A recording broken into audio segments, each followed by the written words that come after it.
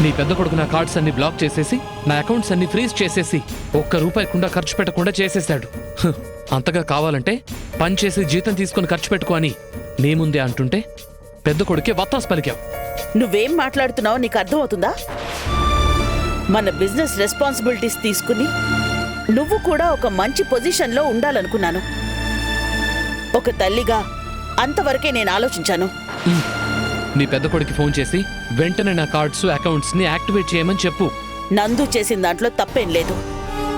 వాడు నీ మంచి కోసమే చేశాడు. నందు చెప్పిన మాట విను, అదే నీ ఫ్యూచర్కి మంచిది. అంటే ఇప్పుడు నా కార్డ్స్ అకౌంట్స్ యాక్టివేట్ చేయించరా? నేను మాత్రం ఈ విషయంలో జోక్యం చేసుకోలేను. నువ్వే మీ అన్నయ్యకి ఫోన్ చేసి మాట్లాడుకో, లేకపోతే ఆఫీస్కి వెళ్ళి కలు. అందరి ముందు నన్ను అలా అవమానించి వెళ్ళిపోతే నేను వెళ్ళి బ్రతిమలాడుకోవాలా? అంత దీనస్థితిలో నేను లేను. నాకు అవసరం లేదు. నువ్వేమి చెప్పక్కర్లేదు, నీ పెద్ద కొడుకు ఏమి చేయక్కర్లేదు. ఏం చేయాలో నాకు బాగా తెలుసు. రేయ్